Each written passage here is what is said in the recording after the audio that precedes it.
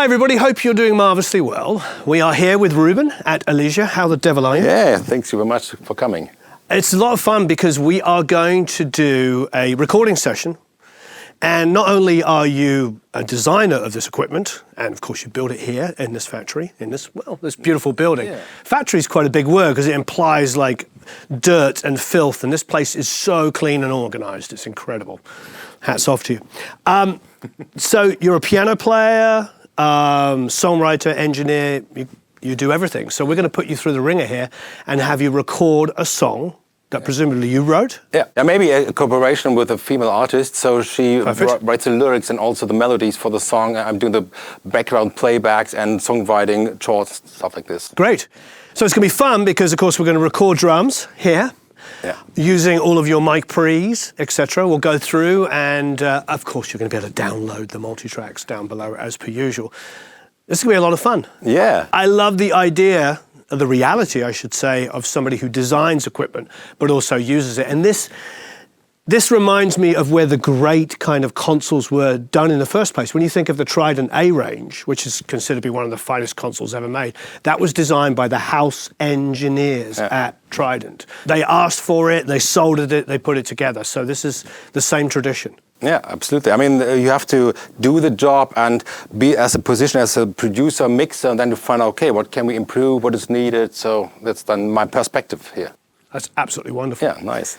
So, I suppose without further ado, let's get started. Yeah. The track is going to be, you said, almost like a disco-ish kind of groove? Yeah, some kind of disco. So the idea was to bring a real musician back, especially in rhythm section, on a track. So nowadays, all the electronic music is sample-based and programmed. But I like the idea to have real musicians in that play the rhythm with all the possibilities of microphone techniques, processing, and also overdubbing. So that is the idea to do here. The song is basically some kind of a disco dance style stuff thing, a little bit of 90s or a little bit of 70s.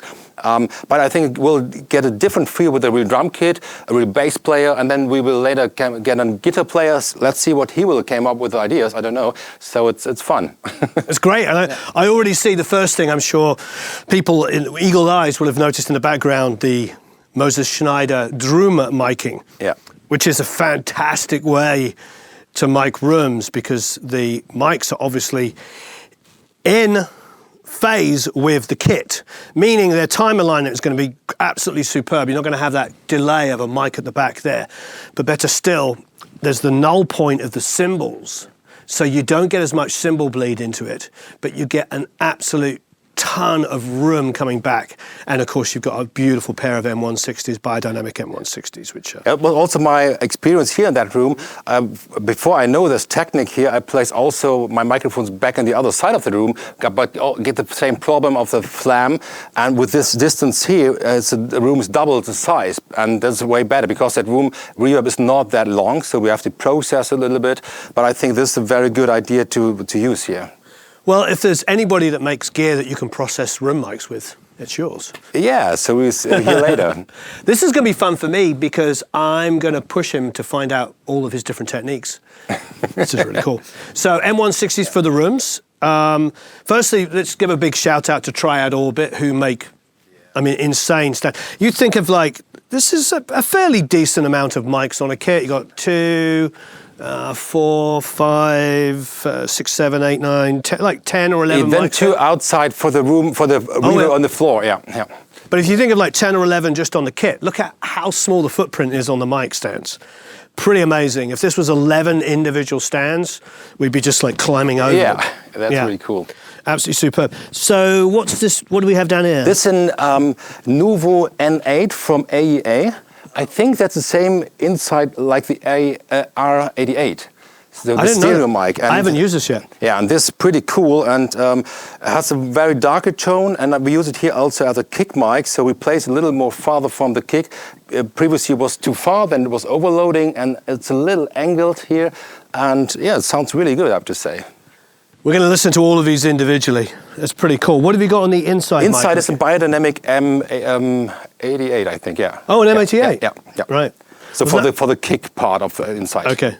M88, wasn't that also the Phil Collins vocal mic? Yeah, exactly. I see Austrian audio on the snare top. Yeah, this is a new company, or formerly that's now in the market since, I don't know, 6 or 7 years. Yep. These are guys from former AKG, and they do lovely products, I have to say. And I got this more vocal mic mainly.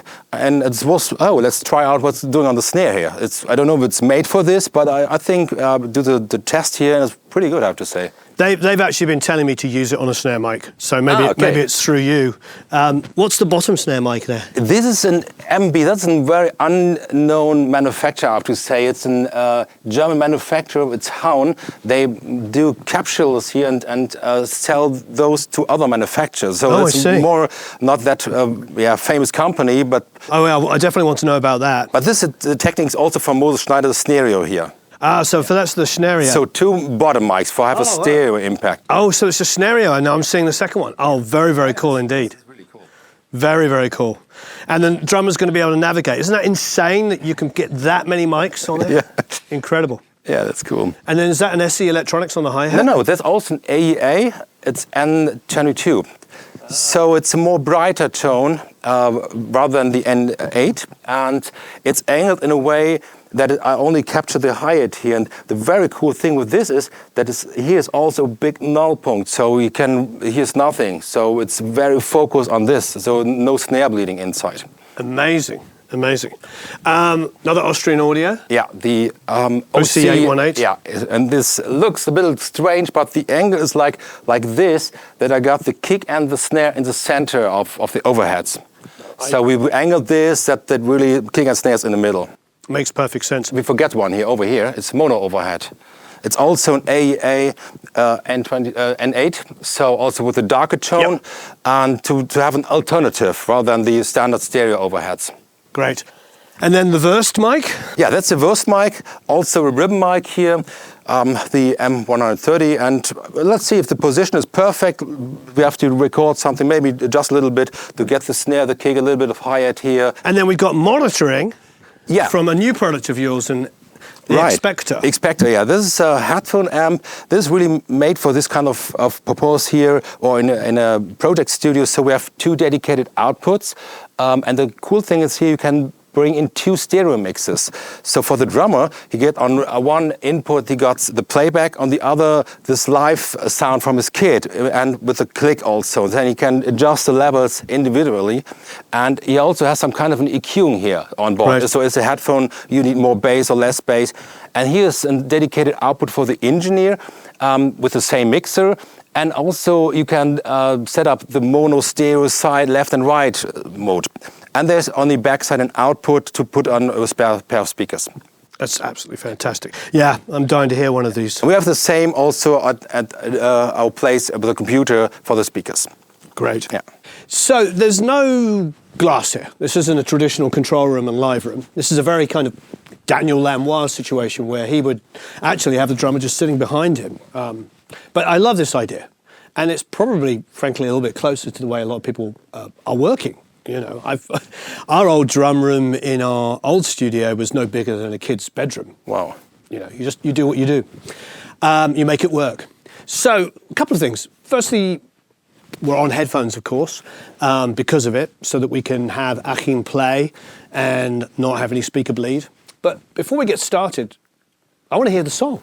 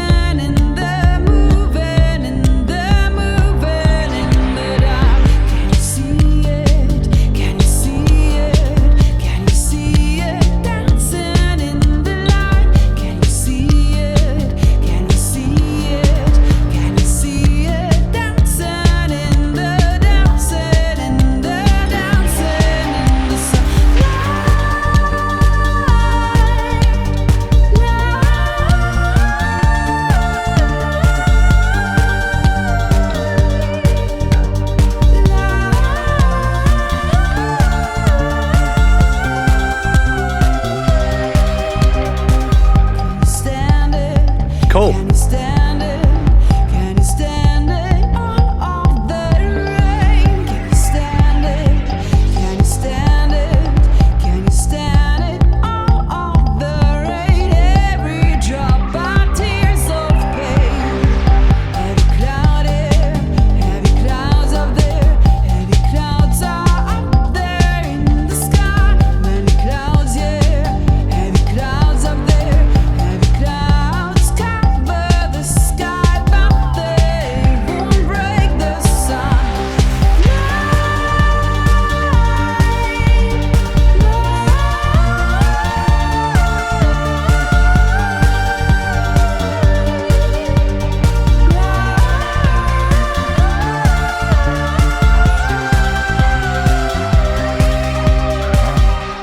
minor there. Nice. Sorry? I like the minor there at the end. Okay, yeah. That was very nice. Nice little change up.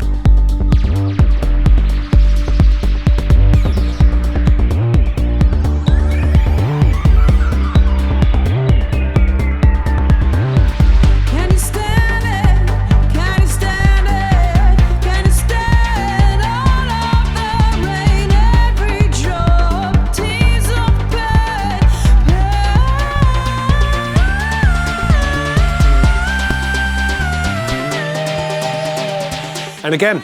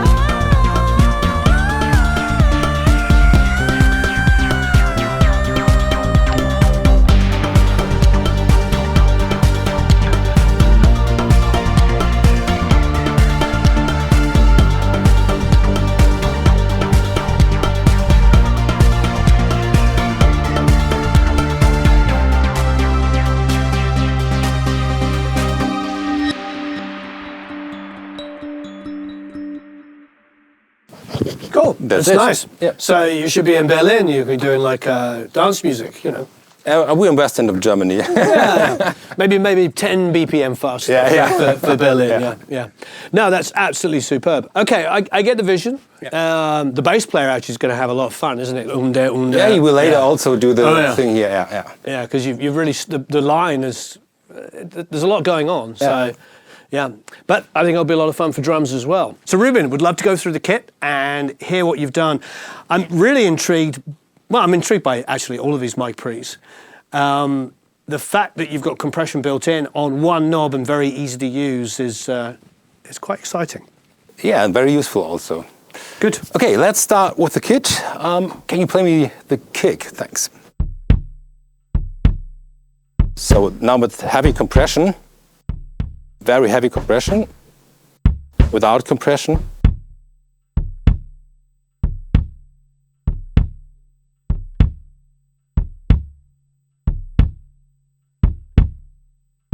More a darker tone. Brighter tone. I think for a kick in, the brighter's kind of nice, isn't it? For a bit more snap. Yeah, let's use this. It's cool. Good idea. What do you think? Yeah. I mean, ultimately it's yours, but I was enjoying that slightly brighter. Yeah, because that also the purpose for this microphone to have more the kick part, and it's because the next microphone is more for the lower part. Still got a lot of low end for an M88. Yeah. Okay, now we are hearing the outside kick mic.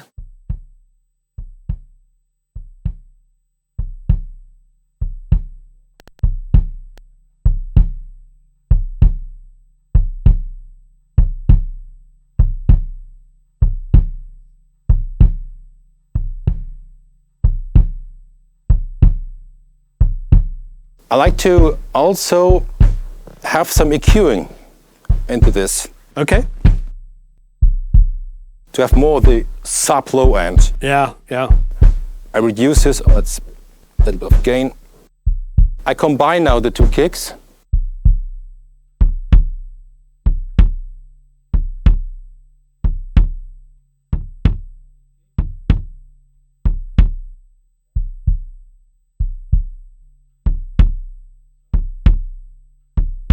Yeah, then the next is the snare top, and we also have scenarios. So this microphone, yeah, that's. Can you give me the snare?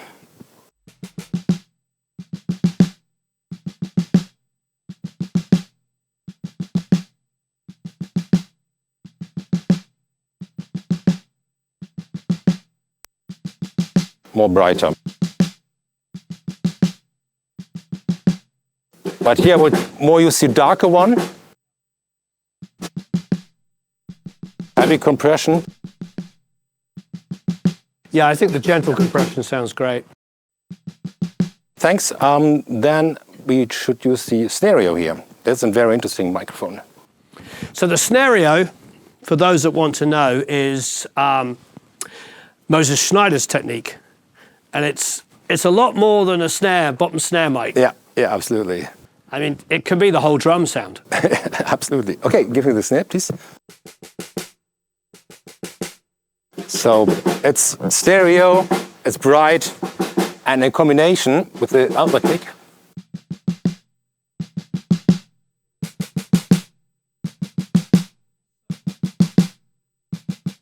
It's a genius. Do me a favor, play kick and snare just with those two mic solos. And take the stereo, yeah.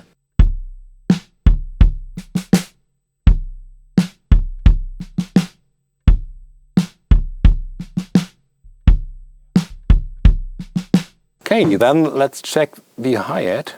It's this one here. I can use the low cut here immediately. I use the high shape now. That would be the low. The bright one. Can you play a complete beat hi-hat snare kick?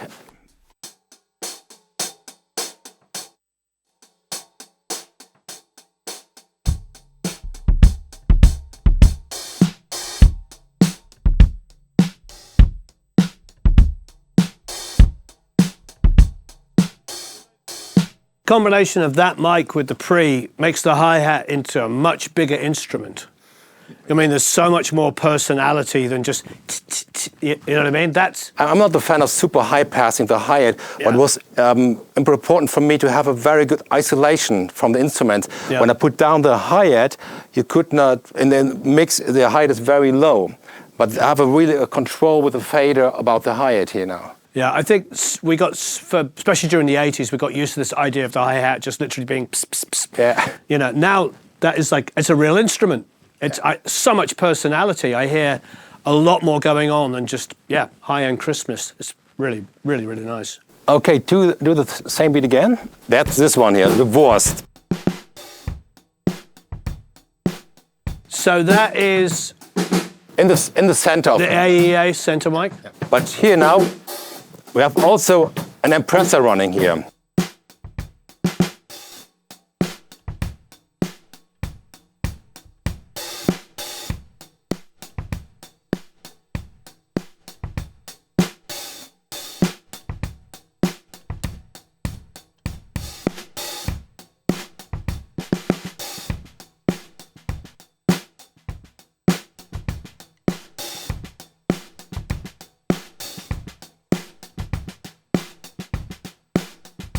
It's very sort of like a Tame Impala kind of drum sound. Yeah. Yeah, that really takes it over the edge, yeah. Okay, then let's take the mono overhead. So same beat again, thanks.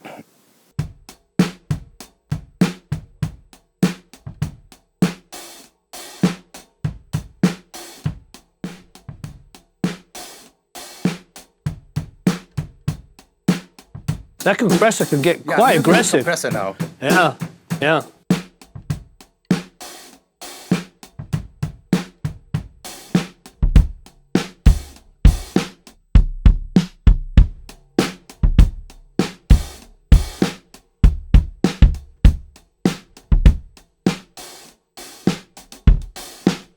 So it's an option for me to maybe can use the chili or the mono overhead, so it's not that everything is using the same way or as part of the song. So it's more having options. Okay, let's go over to the overheads. So maybe the same beat, because we are not using the cymbals very strongly now during the song. We will have a separate overdub running with the cymbals.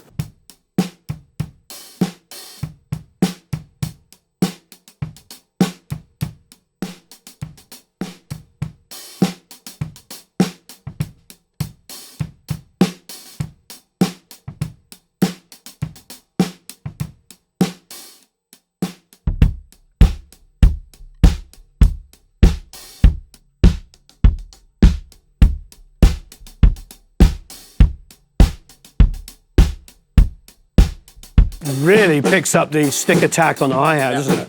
Yeah.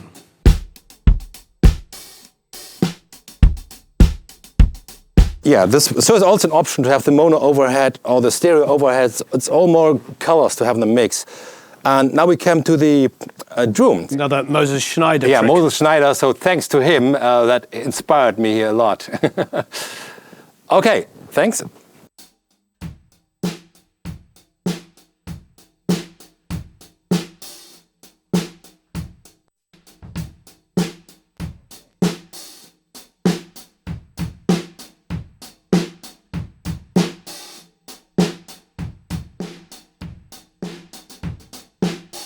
But I have an envelope after this, so to have more possibilities. So I will do the envelope, and this is really, really, really nice, I have to say. Okay, play it again, Steve.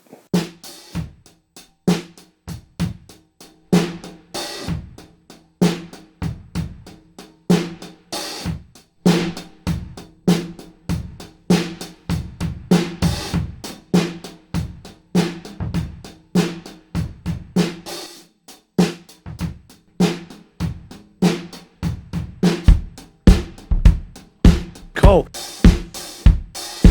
Give us a bit more of a breakdown about what you're doing with the envelope there, because that, or the envelope, sorry, that really changed it quite dramatically. Yeah. So normally people in studios do an overcompression on room mics to get this dense sound. I would do the same here, but it's way more easier to access. You only bring up the sustain, it's nearly the same effect. But here we have a frequency control. And the compressor normally will bring up all frequencies, but it sounds a little unnatural on the high frequencies. And here I can set, okay, up only to a certain frequency point, and then I bring that up. So I think this is, for me, the better way of having room mics and bring them up. And also I can reduce the attack if I want, so have it more washy sounding. I really like this a lot. That made such a huge difference. Can you play a groove again, and then let's just take it in and out so everybody can hear what it's doing. Now, obviously, you're going to be able to download all of these mics, so you'll be able to blend them yourself. But we start only with that mic, and then we bleed it in later with the whole kit.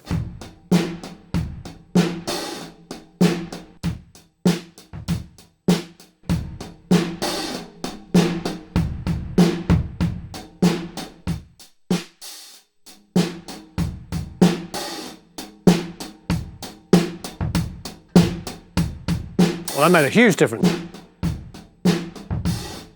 Yeah. Interesting here is that we have that door open, and we hear some of the long reverb sound exactly. from the... That's what I was trying to figure out. That's why I was clapping my fingers, thinking, where am I getting the extra ambience from? Maybe you have to close the door, but I think it's a cool... it is a cool effect. Yeah. And even this room here, it sounds more very short, a room tone here, but it brings it all up. Stefan, would you mind closing the door?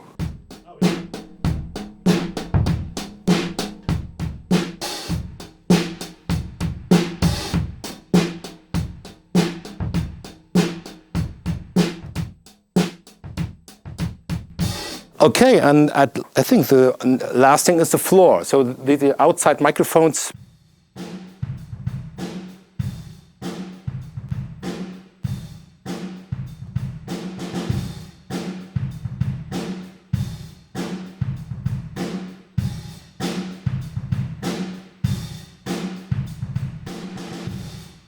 Okay, that's a little too much. I will do it afterwards.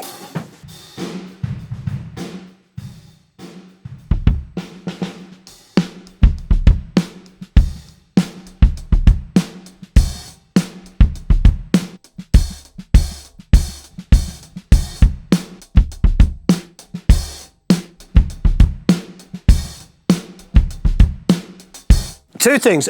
That ambience is just amazing considering the size of the room. Number one, but that makes sense. You know, when you go to any major studio and they have like chambers, they're usually very small rooms, but they're just tiled or painted with vinyl. You know, really bright paint and stuff, bright colours. No, just very. No, but that sounds phenomenal. And the other thing is, I keep looking over it and seeing a kick drum that's about this big. And the amount of low end we're getting is superb, considering how tiny it is. Yeah. There's no way I would send that to somebody to mix and they would think that it was it an 18? 20. Oh, it's a 20. Oh, so it is a 20. It looks like an 18 from here. It looks so tiny to me. But yeah, so I suppose a 20. I'm usually using a 22 to a 24. So, but yeah, sounds huge. Yeah, thanks. Yeah, that was so overview of all the drum signals here. Great. I suppose all that remains to be done is to track the part. So tell me a little bit about this expector, what we're using for headphone monitoring here. Yeah, so in this case here, we're having live drums and also playback. And for you, and as an engineer, you have two separate inputs here, A and B, stereo inputs. And so you can, with one knob, have a control over the playback here and the live input. And so you can change it immediately. You don't have to go to your software and everything here. And you are now in the artist output here. You have also an EQ here. But here, for me, I also have the speakers here. So when we do listen to the speakers, I press a button here and have the speakers going on. And that's pretty nice, I have to say. So basically, this is just like your all-in-one monitor controller. Yeah, it's more not a typical one with all the features for 3 pair of speakers and tons of inputs. But it's really exact for this needs here. So when we have later some artists here, you can have, let's say, the vocal here and the playback. And you have your independent mix of the levels, what you hear during the recording. I mean, for 99% of situations now, this is what I'm doing. Maybe I'll go to a larger studio to track drums, for instance. But when I come back, I'm doing single overdubs, a vocal. Yeah. Piano overdub, guitar overdub, etc. Acoustic guitar, obviously, would be perfect. Yeah, and very important is here when we, because have a second unit for the artist, and you bring the preamp to the input and then slave that through, you have a full latency-free monitoring on the headphone. Okay, so you're bringing drum pre's into this first? The mix from the drums are doing here with the RME. Okay. And then it's going out. But when we later do the overdub with the bass or vocals, then we go from the pre, maybe some processing, and then into this here, and there's a throughout to the 80 converter. Okay. That's really interesting. Yeah, I like that idea a lot. So yeah, zero latency. So if you're using like a really simple laptop setup and you've got latency. Yes, always struggling because when people are using the software for monitoring, then you have the full latency of the software, which is set here to somewhere, so it's not possible to do a good overdub. I just think I remember talking to Jim Scott when we were working on a record together years ago, and he's like, I'm sitting here, I've got this massive console and racks of 19-inch stuff and everything going through it, and there's no latency. But I just go into a computer once and there's latency. He's like, I don't get it. Yeah. It does seem rather strange to compute in the world of digital. We can have this great latency, but in the world of analog, none whatsoever. Yeah. Well, there's nothing perceptible anyway. Yeah. Yeah, I like the idea. It's really cool. Now let's do the real stuff. Yeah.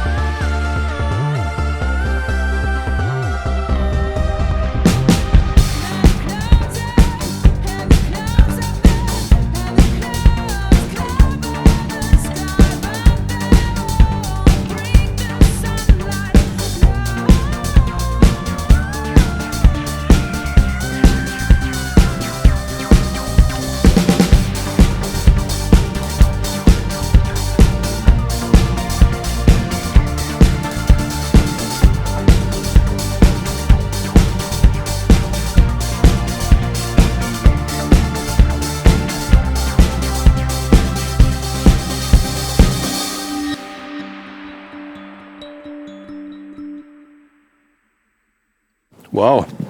Great take, Achim. Wow. Yeah. That's amazing. Thanks. That was really, really phenomenal. I think with 4 on the floor grooves, it's always about that kick and snare relationship, isn't it? Yes. Where they play together. You know, just nailing it so it just feels just perfect. Yeah. There was also when it is super in time, I can really use that kick and for the song, because when it's not out of tune, I would use the electronic kick. So I was hoping it's really tight, and this is now then the foundation for this. Perfect.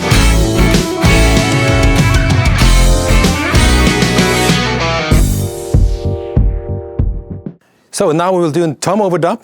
So here we do it separately. So the basic track was done only with kick, snare and hi-hat.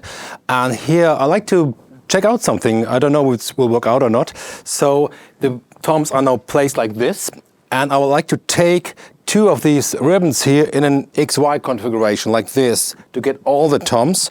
And then the room mics, and maybe also we track the overheads. Then I like to process this stereo at once to get a final tom loop sound. I separate the toms to have more control over this, because it's more some filling thing and should not interfere with the basic beat. So it's more some kind of an effect thing going on. So here, what is unusual, we don't have any close mics here. So I like to have the tom sound as it's in a combination of all the toms. So grab from these 2 microphones, and I think it could be an interesting thing, because it's very different if the spot mic or the close mic is like this here rather than at that high here. And these microphones here have a more darker tone, so I get to get more of the low end of the toms.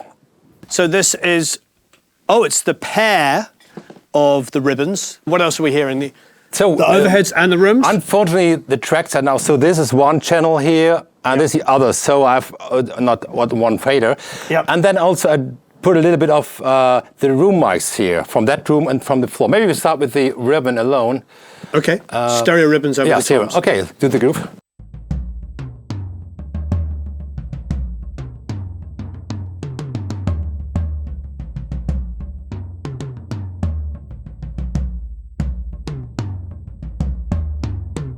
It's basically like having a Blum line over the toms. A Blum line over the toms. So those are both figure of 8, yeah? Yeah. So it is a Blum line. Yeah. Great.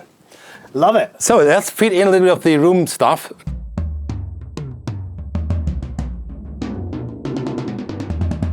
The floor. Very, very nice indeed. Yeah. And so give us a little breakdown of what you've done on the mic pre's.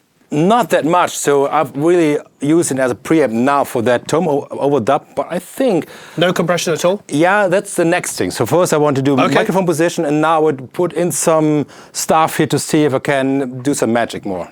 Okay, what are you going to focus on? I think I would like to use both of the compressors here to have them left and right unlinked compressed. Okay. Yeah, and then maybe some X-filter, maybe a little bit of character to a little bit of distortion. Okay. Let's work on that. So now we have prepared everything here with the sound. So now we have the preamps here for the toms, and then let's go to the compressor to compress this. Then a little bit of EQing and a touch of distortion with the character. So this is for the stereo overhead mic.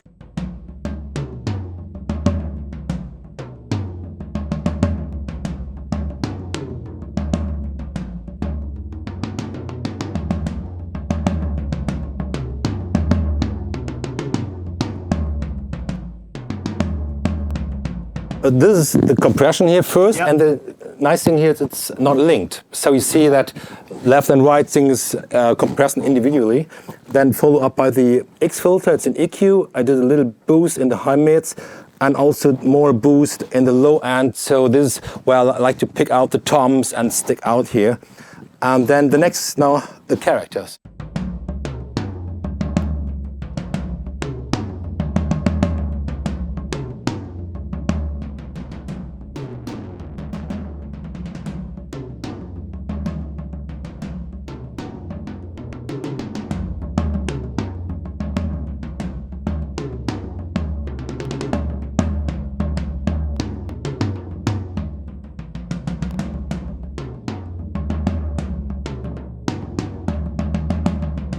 So to have a little bit of a distorted, saturated character here. Yeah. Yeah. You just made them into tube mics from... Yeah. Tube mics going through... And now for fun, we have got the rooms already on the monitor pad, because also the combination of the room now, and maybe we tweak some of the floor stuff also a bit different. Maybe let's try that out.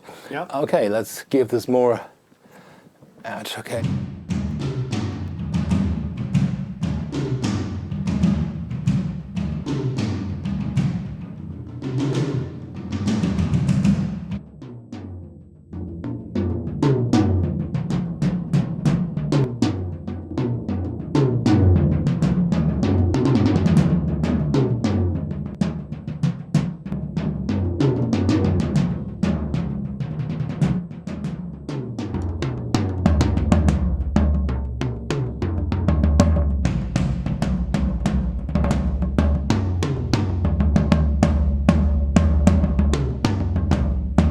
So tell us what you did on the rooms there. So I only put here compressed from the preamp. So because there's nothing involved in the chain, so I use the onboard compression here to make it compress from the beginning. Wonderful. I love the compression on the ribbon mics on the toms. I could hear just exaggerated the attack ever so slightly, but that kept the bloom of the low end really constant. So the Empress is really strong and sounds really big, I have to say, and the transient response is amazing. Yeah, amazing. Okay, let's very do some excited. Recording. Let's hear it in the track, I suppose, and record it.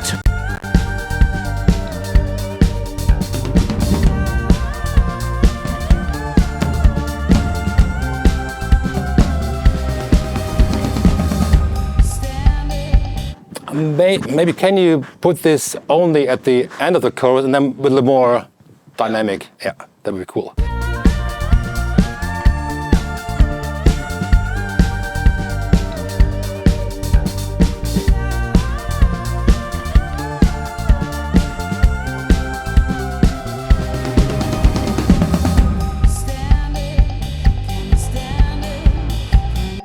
Nice one.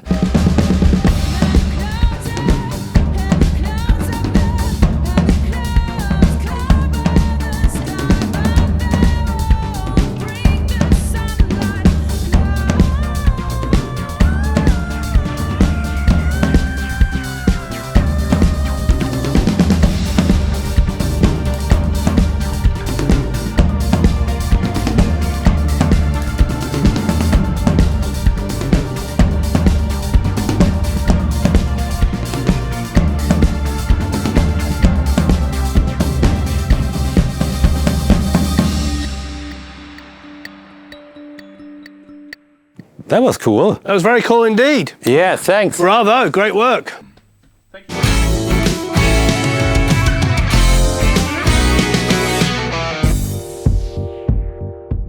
No, this is going to be fun. Yes, so. I didn't know the bass that we've been listening to, I actually thought it was programmed. It was really cool, and I was thinking, wow, that's really complicated. How's the poor bass player going to work that out? And then I just found that actually is him playing. So my hat's off to you. It's a great line. It sort of makes me feel a bit like kind of Jamiroquai. Obviously Jamiroquai is trying to be all of these other bands, but has a kind of modern Jamiroquai kind of approach for a 70s funk. Was that what you were going for? We talked and then figured out that that might be the direction for the song. So, excellent. What's the music you grew up listening to? What are you a fan of? Okay, it's more the electronic style, end of the 90s, 2000s, so Faceless, something like this, or more electronic, a little drum bass, but what's in that area, because also the sound was more huge and not so limited and compressed, and I love this kind of electronic music, but also real instruments were involved. What about Massive Attack? Was that? Yeah, also a really big fan. Yeah. I heard a little bit. I thought, is there a little bit of Massive Attack in this? Okay, good. Good. Well, tell us how you got the bass down. Yeah, it's DI, so it's really only no amp. Only DI, okay. Only DI. So we have to walk here. Okay. We'll get Julian over. Yeah. And here is now, we're using now the sculpture with the front. There's an DI input for high impedance, but also balance. So even if your keyboard that's balanced, you can put it on here. Nice. So, yeah, and I have created chain, so sculpture, then the amp compressor and the X filter. So when you play it, I will do some adjustments. So I think I will use the shape 2 that will boost a little bit the low and also get a touch of harmonics here. Okay. Maybe a little bit of compression, but the most compression will come from the Empressor 500. And yeah, you will hear it. And then at least I will do some adjustment with the X filter to have some more low end and cut out a little bit of the 150 like this. I want to have the bass more in the low end region. That's the reason why I've chosen this setting here. Maybe a little bit boost here on the highs. Yeah. Okay. Well, I want to hear it. Okay.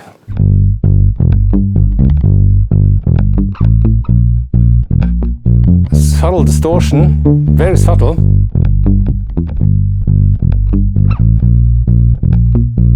Light compression here on it. Now we put the Empressor on. Maybe can you play me a Mr. More Open? Yeah. That's nice.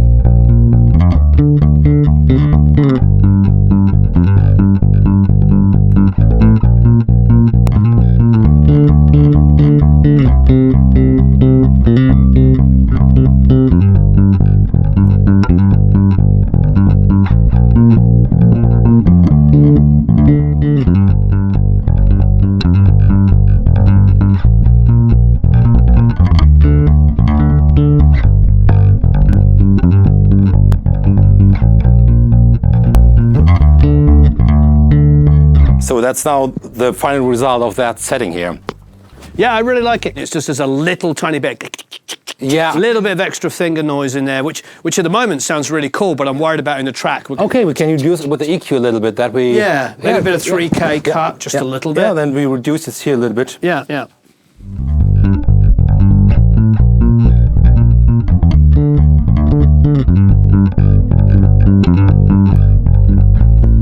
Yeah. Okay. So that sounds like thanks.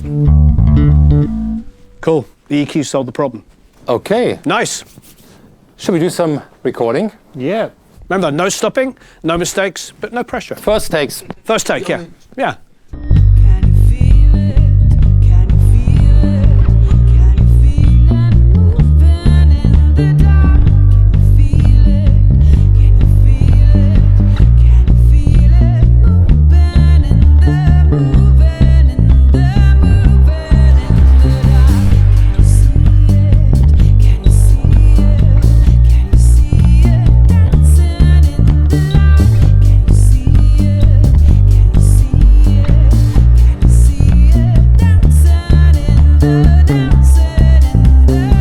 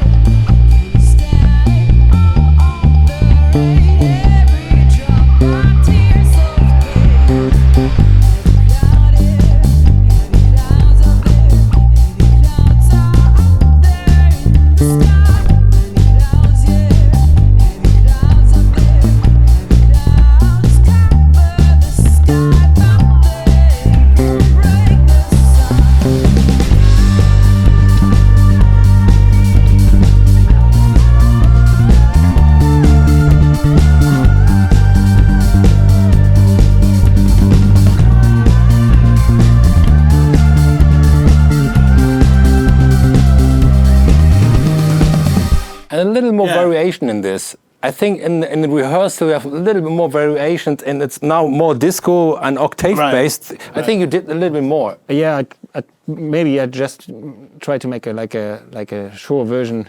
Yeah. Yeah, okay. I was doing more experimenting. Your last chorus was definitely the best performance of everything. When you played last chorus, it was great. The only thing I missed was not sliding up. I'd say that'd be awesome just to hear. Touch, yeah. You know what I mean? I also like that you can do the full-blown, Jamiroquai, which is almost like, you know, really trying to be 70s and doing it, nailing it. Or you can do more of a kind of New Order, Joy Division, which makes more sense to this. It's sort of a naive or white guy version of playing disco, you know what I mean? Which I think is cooler. You know what I mean? It's more dance and cool. Especially after the part where there's a chorus going down and then again. And then they do the Jamiroquai stuff. So really going crazy a little bit more.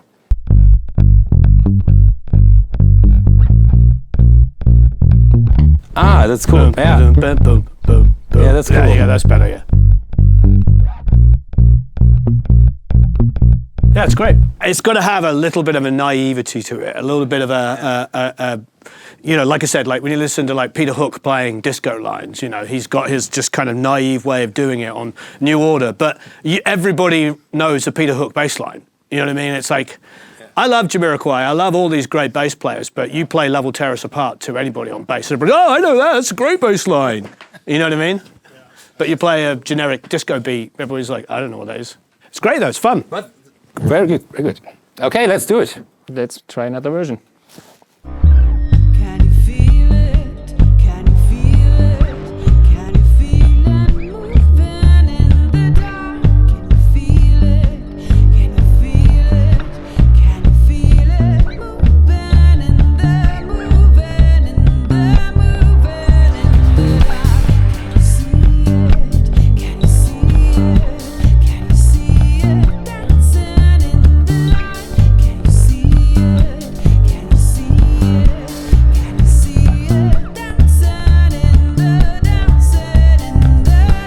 Stand it? Can you stand it? Can you stand it? All of the rain. Stand it?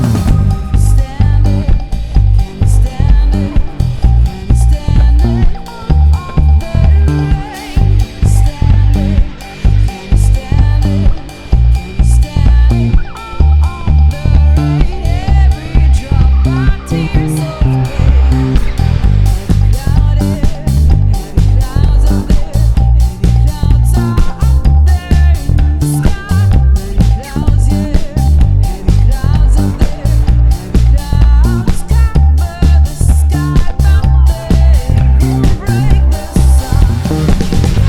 Can you stand it? Can you stand it? Can you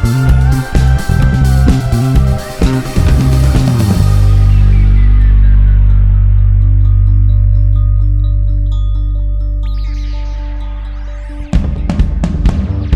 all of the rain? Every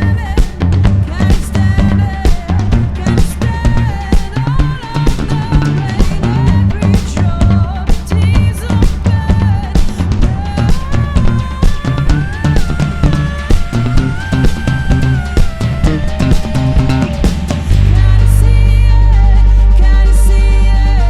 Can you see it dancing in the dancing in the dancing in the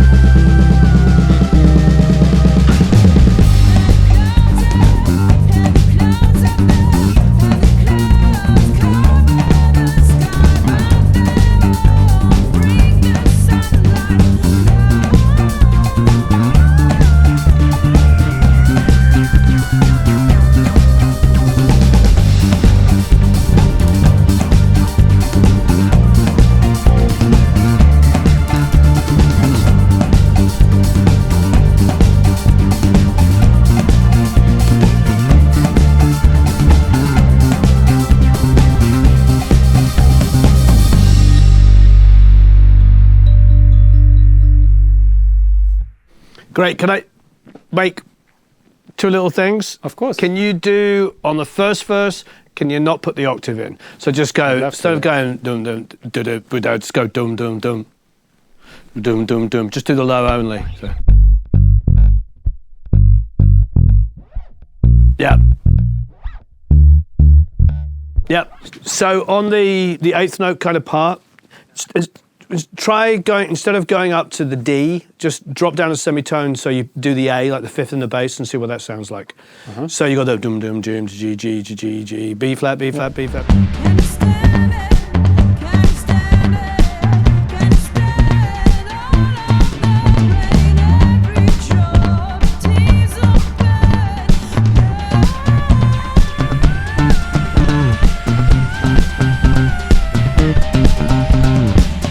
you see it? Can you see it? Dancing in the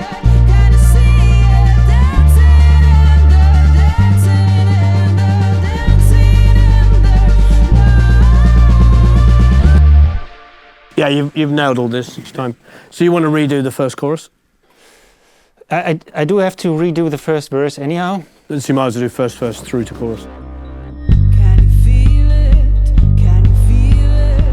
Can you feel it moving in the dark? Can you feel it? Can you feel it? Can you feel it moving in the moving in the moving in the dark? Can you see it? Can you see it? Can you see it dancing in the light? Can you see it? Can you see it? Can you see it dancing in the dancing in the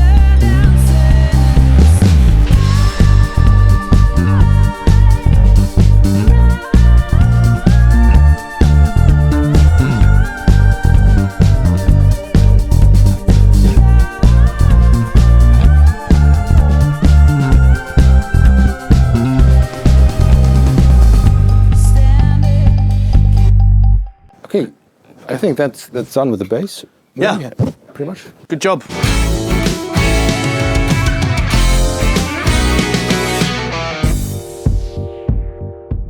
Here at the mic setup, it's pretty simple. It's only one mic in front of the speakers, and I use two room mics here, and that's the same idea as the Droom. So we have the microphone here in the same surface like the amp is, so the reverb goes to the room and then back. So we have double size of the room length, and also the amp is not, the direct signal is not on the room mic. So, but the amp, it's yours, so maybe you can talk about this. Yeah, it's a Schertler Jam X amplifier. Normally it's an acoustic amplifier for, also for my fingerstyle guitar, but sometimes when you play clean electric guitar, it also sounds really good.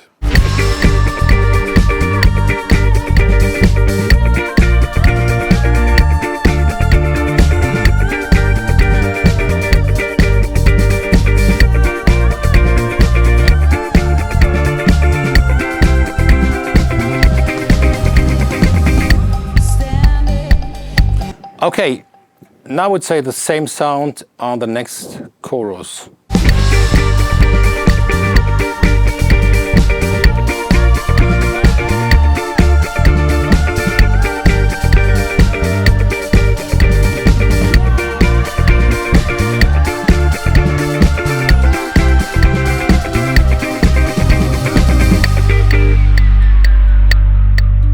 Okay, and then back to the other.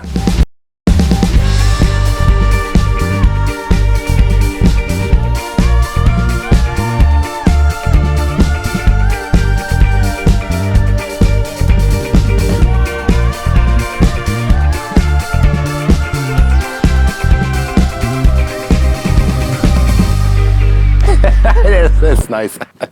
Okay, now last chorus, and maybe there you can, when it comes here, this, you know, the line, the ring. How to say this? I don't know. Yeah, the rakes. Yeah.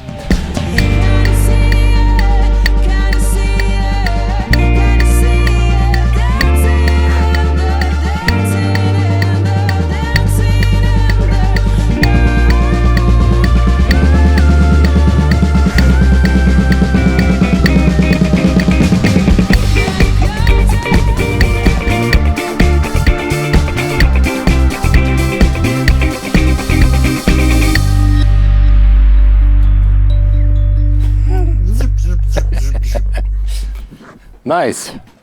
Thanks. So now it's some fun for the verses, I would say. Yeah, let's try that D idea in the verse. You want to hear it with wah? Yeah, I think wow would be cool. Yeah.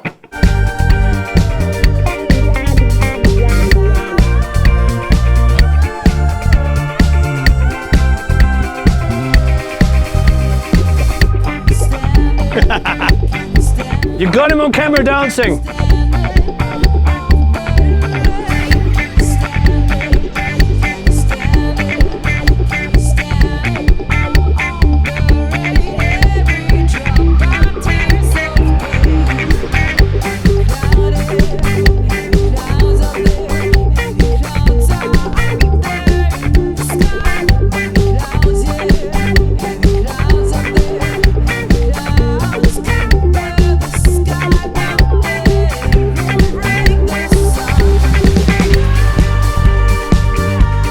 Nice. Yeah, it was cool. Yeah, That's cool. good job. Good. Maybe one idea is to have an as an effect. So in the verse, and then I can put some delays on. Sure. So that would be nice when the second half of the verse will start. Something like this. Yeah, do it again.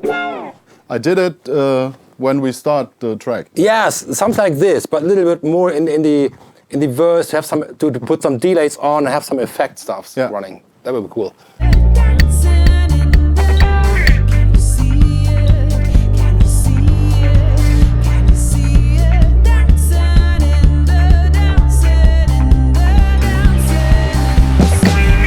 Nice. That's okay. Fine. That's enough. Save it. Save it. Yeah. Save. He'll never be able to do it again. Save it. Yeah. Send it to the cloud.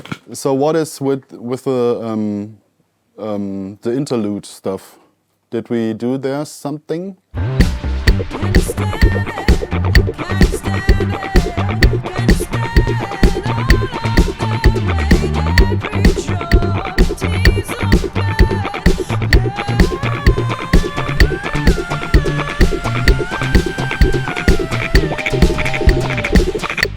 Nice. I think that's it.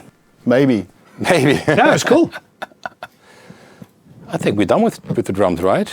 Yeah, that's right, because we are guitar players here.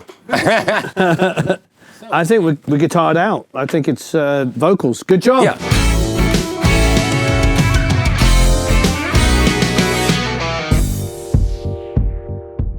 So now we're doing vocals. We are doing vocals. Yeah. The last part of the recording process. Yeah. This is going to be fun. Absolutely.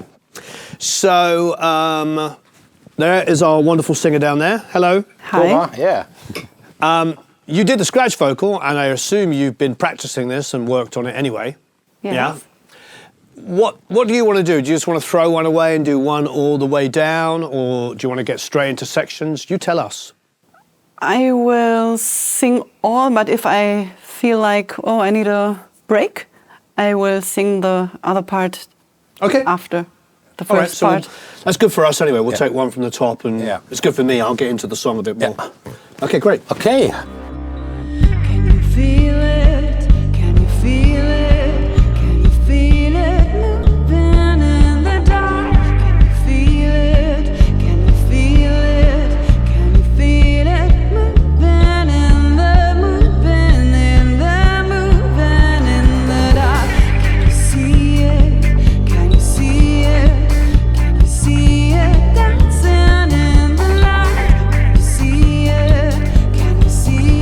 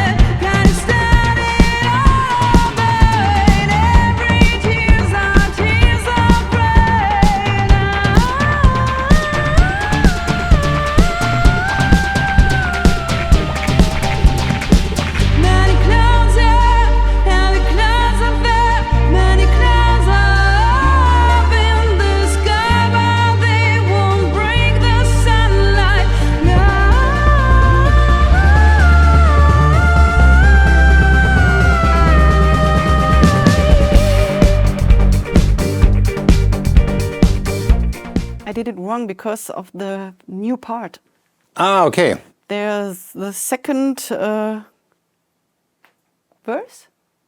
Put it into a part where was no verse before. So that's the problem of me, my problem. Yeah.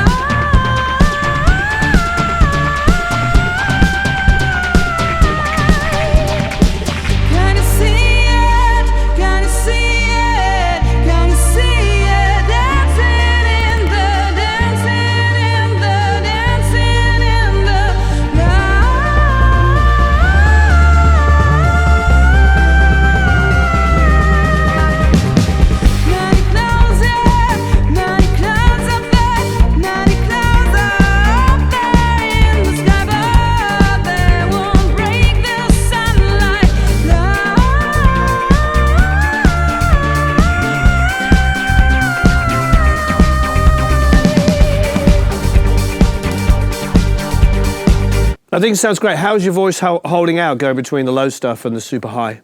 It's okay. Yeah, okay. Yes. I mean, you presumably will be comping this, so how many takes do you want to get to work from?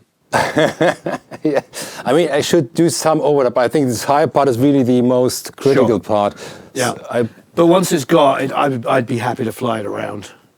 You know, once it's nailed. Yeah, it could also be doubled on the super high, just for a little bit of support, you know. Okay, I think that, but it's a very good take that we can use as a It's foundation. really good, yeah. Really good. You could copy it around. Yeah, so it's pretty cool.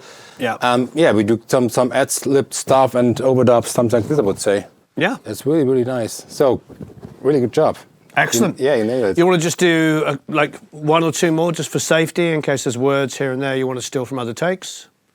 Yeah, maybe a second overdub, and then we can have it as an ad-lib and... So I sing it again once. Yeah, I think if you've got 2 or 3 takes, that should be enough. Okay. Yeah, okay. It's okay. Yeah, great work. Thanks. Can you feel it? Can you feel it? Can you feel it moving in the dark? Can you feel it? Can you feel it? Can you feel it moving in the moving in the moving in the dark?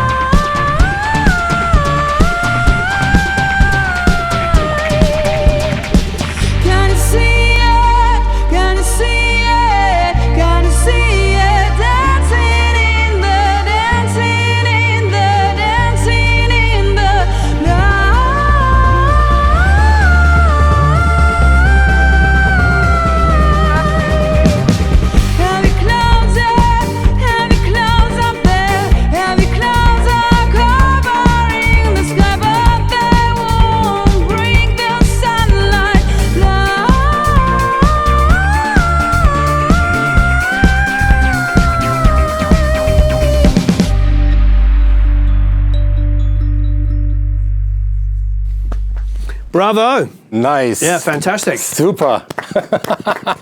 Good job. Yeah. Wow. Yeah, fantastic. And Yeah. it's hard. Yeah. You should record some of these. Super. Old joke. Yeah. Joke.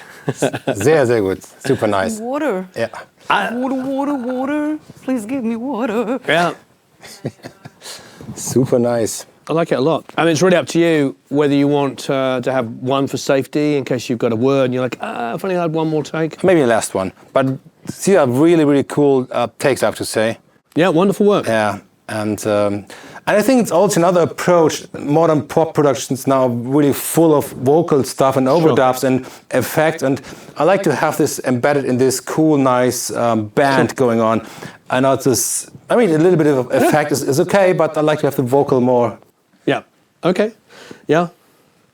I mean, there's not really any respite. It's like full frontal, vocal, vocal, vocal. There's only that one break, you know. Yeah, yeah. Can you feel it? Can you feel it? Can you feel it moving in the dark? Can you feel it? Can you feel it? Can you feel it moving in the moving in the moving in the dark?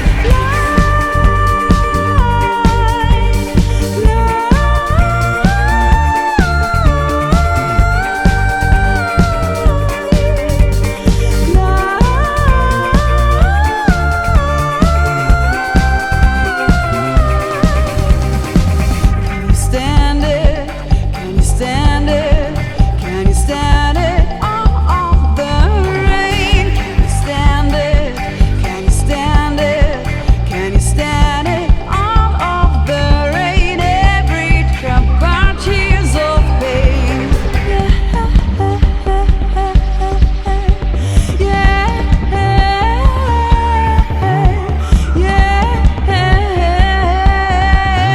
Can you stand it?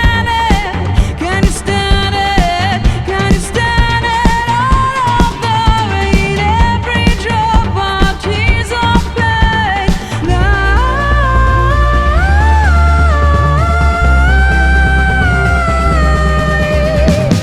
Many clouds here, heavy clouds up there, heavy clouds up there in the sky, but they won't break their sunlight.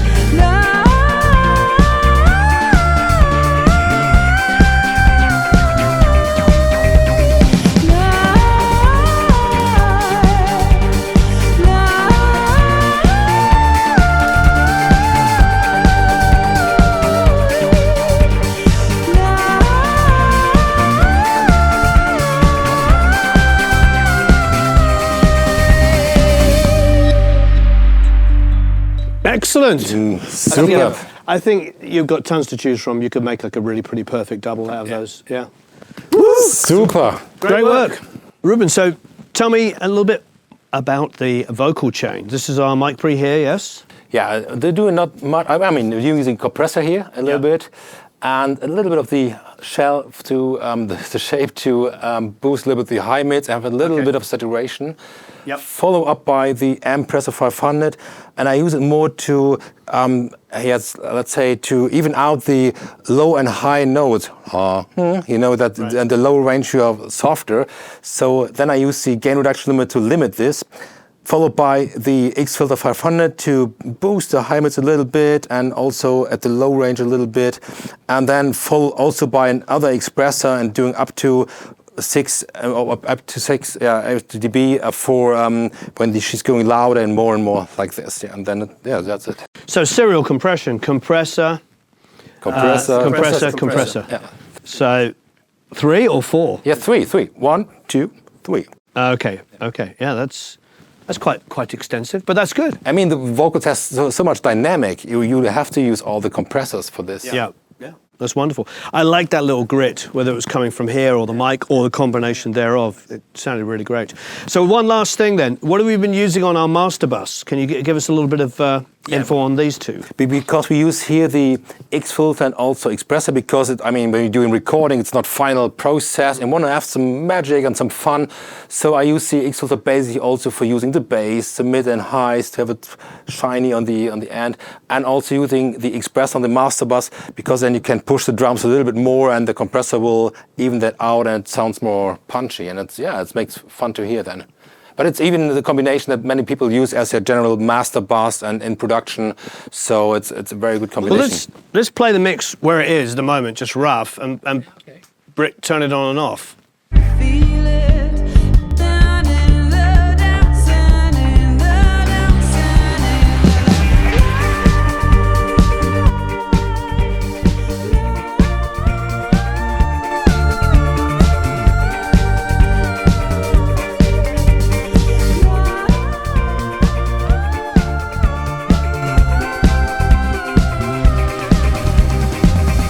stand it, can you stand it? Can you stand it? All the rain. Stand it, can you stand it? Can you stand it? All of the rain. Every drop our tears of pain. Clouds up there, clouds up there, clouds out there in the sky. Clouds up there, clouds up there, clouds cover the sky, but they won't break the sunlight.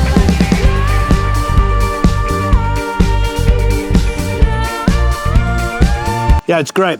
Obviously, there's a huge volume difference, but the biggest thing is the bass EQ move. What are you doing on the lows there? 4 dB on, I don't know, up to low shelf, up to 50 hertz, something like this. Oh, wow. Yeah, and also the expressor offers a warm function, so it reduces the highs a little bit and features also the bass. So that's also the same with what I'm using here. Yeah, with both them in, the bass just kind of, not only did it come nice and forward in the right way, it was even though. It wasn't like some notes were booming and other notes were lost. Yeah, it was really, really tasty. Yeah, that's a big difference. Yeah, it's a phenomenal difference, yeah. Ruben, thank you ever so much. Yes, thanks for coming. That was a lot of fun, a lot of fun. All of it sounded absolutely superb. I, of course, got a big kick out of the drums. Because you got Moses' techniques and yours, and, your overhead miking was really quite fantastic. I had never thought about doing that. With the toms, or... Well, just in general, the positioning of the overheads. Yeah, keeping it centered like that was pretty remarkable. And then the mono overhead sounded phenomenal. Yeah, it was. The other thing I've done sometimes is actually twist the kit. We did that at Rockfield a couple of months ago. So we took where the snare would be here and the kick, and then just boom, did it like that.